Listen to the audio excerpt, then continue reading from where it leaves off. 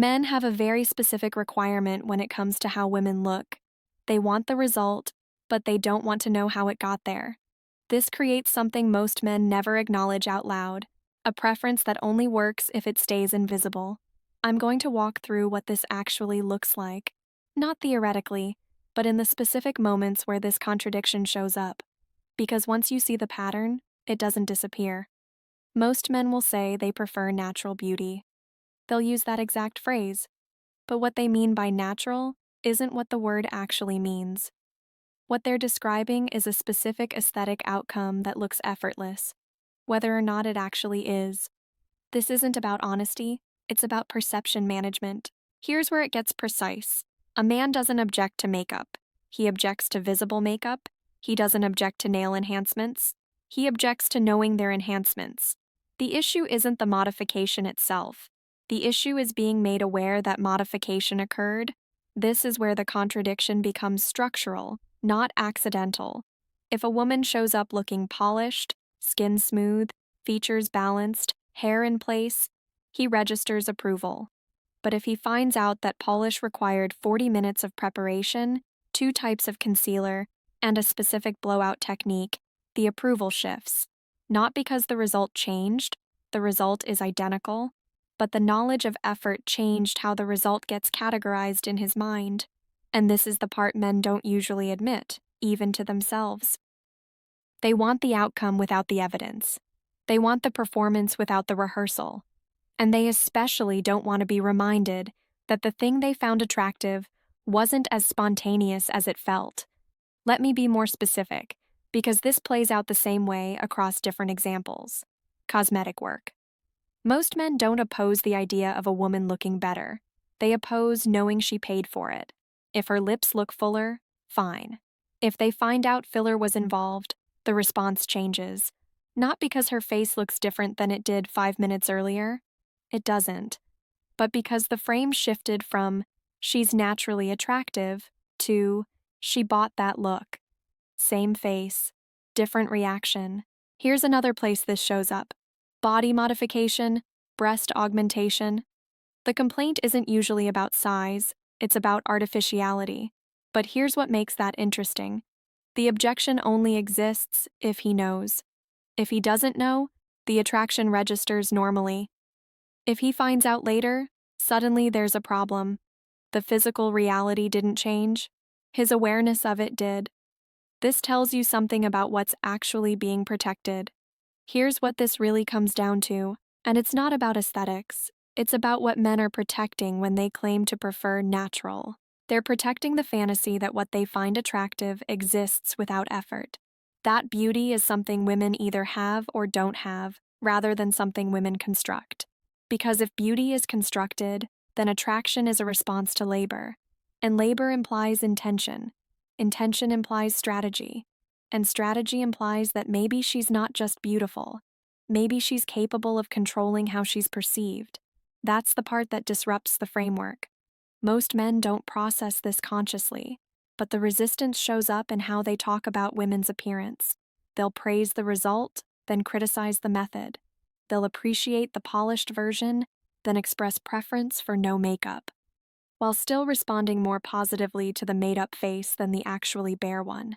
If you run the experiment, the data is consistent. Show men 2 photos of the same woman, one with professionally applied natural makeup, one with an actual bare face. Ask which one looks better. The made-up version wins. Ask which one looks more natural. The made-up version still wins. But if you tell them the better-looking one involved 18 separate products and a beauty routine, the approval becomes conditional. Suddenly, there are qualifiers. Concerns about authenticity, questions about why she needs all that. This is where the double standard stops being theoretical and becomes behavioral. Because here's what happens when a woman actually follows the stated preference. When she skips the effort. When she shows up without the construction. The attraction doesn't increase. It drops. But she can't say that. Because saying it out loud makes her sound high maintenance. So instead, she learns the real rule, which is, do the work, but make it invisible. And that's a very different instruction than be natural. Now here's where this gets more complex, because it doesn't just apply to beauty routines. It applies to how women are expected to navigate the entire dynamic of attraction. The same logic shows up in completely different contexts. Men want women who are fit, but they don't want to hear about the gym schedule. They want women who are easygoing, but they don't want to know how much self-regulation that requires. They want relationships that feel effortless, but they withdraw when they realize how much conscious effort goes into making things feel that way. Same structure, different content. There's a reason this pattern stays consistent. It protects a specific belief that the things men find attractive are inherent qualities, not managed performances. Because if they're performances, then the man isn't responding to who the woman is. He's responding to what she's producing. And that changes the power dynamic in ways most men don't want to examine. I'm going to pause here on something that rarely gets said directly. Most men are not lying when they say they prefer less effort. They believe it. But what they believe is incompatible with what they actually reward with attention and approval. The gap between stated preference and revealed preference isn't small, it's foundational. A man might genuinely think he values simplicity, but when faced with two options, one requiring visible maintenance, one appearing effortless, he doesn't choose based on actual effort levels.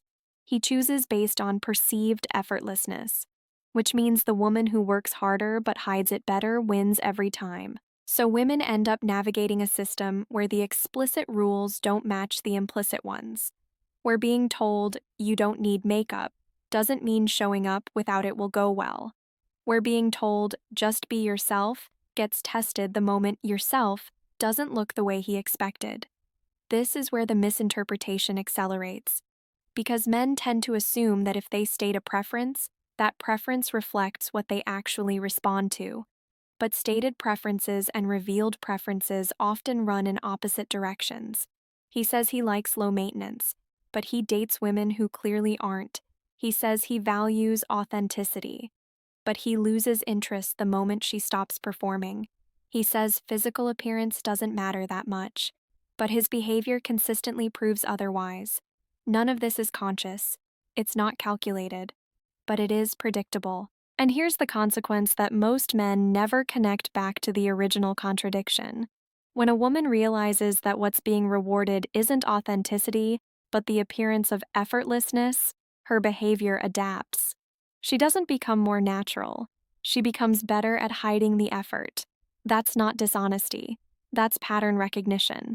Because once she's seen that telling the truth about how much work goes into looking natural gets penalized, she stops volunteering that information. She keeps the process hidden, not because she's manipulative, but because transparency didn't produce better results. It produced worse ones. And here's where it gets even more layered. The better a woman becomes at hiding effort, the more she reinforces the illusion that effortless beauty is real, which makes the next woman's job harder. Because now the standard isn't just look good, it's look good while appearing to do nothing. Every woman who successfully conceals her routine raises the baseline expectation for what natural is supposed to look like. This creates a cycle where the performance requirement increases while the tolerance for visible effort decreases. This is what men misread as deception, when it's actually just women responding to what gets rewarded and what doesn't. And the more men insist they prefer realness, while simultaneously rewarding the opposite, the wider that gap becomes. Not because women enjoy performing, but because the performance is what maintains attraction, and dropping it is what makes attraction collapse. This isn't about what men claim to want. It's about what men's behavior consistently demonstrates they respond to, and those two things are not the same. Women learn quickly that what a man says he wants and what keeps his attention are often completely separate categories. He might say he appreciates a woman who doesn't fuss over her appearance, but his eyes track the woman who clearly does, as long as the fussing isn't mentioned. The contradiction doesn't bother him because he never has to hold both pieces of information at the same time. Here's what doesn't reset after this point. Once a woman has tested the rule, once she's watched attraction stay high when effort is invisible and drop when effort becomes visible, She stops treating the stated preference as reliable information. She doesn't argue, she doesn't correct. She just adjusts her behavior based on what actually works, which means more concealment, not less. More curation, not less. Because that's what the pattern teaches. The stated rule is be effortless. The actual rule is produce the appearance of effortlessness while hiding the effort required. And once that distinction becomes clear, it doesn't go away. Men who insist they want less performance usually end up with partners who are just better at hiding it. Not because those women are dishonest, but because the system itself rewards successful concealment and punishes visible labor. The contradiction doesn't resolve, it just moves further out of view.